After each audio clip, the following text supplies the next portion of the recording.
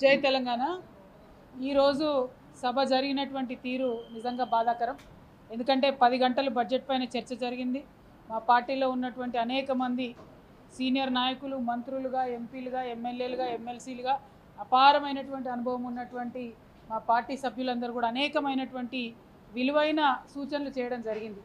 మరి ఆ సూచనలు ఏవి కూడా మంత్రి గారు కన్సిడరేషన్లోకి తీసుకోకుండా కరెక్ట్గా 5 నుండి 7 నిమిషాల లోపల వారు జవాబు చెప్పేసి తూతూ మంత్రంగా వెళ్ళిపోదాం అనేటటువంటి ప్రయత్నం చేయడం జరిగింది. అంటే ఈ పెద్దల సభకు ఈ ప్రభుత్వం ఇచ్చేటటువంటి విలువ ఏందన్నది స్పష్టంగా ఇవాళ అర్థమవుతా ఉన్నది. అయినా సరే ప్రజల కోసం ఓపిక పట్టి పొద్దున 10 గంటల నుంచి ఇప్పటి వరకు కూడా మేము వేచి ఉండి మరి ప్రభుత్వానికి సహకారం, ఎందుకంటే బడ్జెట్ పాస్ అవుతేనే రేపు పొద్దున ఏదైనా ₹1 రిలీజ్ చేసుకోగలుగుతుంది ప్రభుత్వం.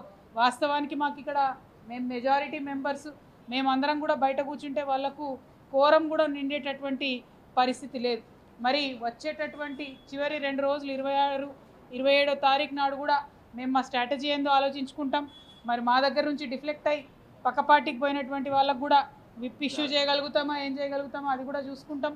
ఎందుకంటే చైర్మన్ గారు కంప్లీట్గా మమ్మల్ని ఇగ్నోర్ చేసి ప్రభుత్వాన్నే చూడడం అన్నది నిజంగా బాధాకరం. 1.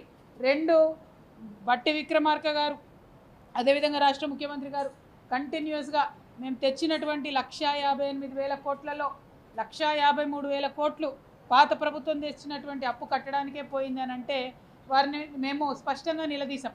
బడ్జెట్ బుక్స్ ఏవైతే ఇచ్చారో అందులో కేవలం 30,000 కోట్లు మాత్రమే ఇంట్రెస్ట్ అసలు కలిపి కట్టామని రాసింది. అంటే బడ్జెట్ మార్చి టు మార్చి ఉంటుంది.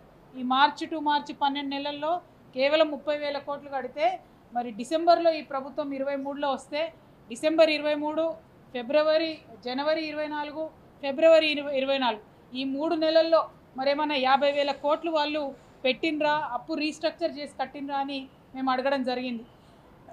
దానికి ప్రభుత్వం దగ్గర సమాధానం లేదు.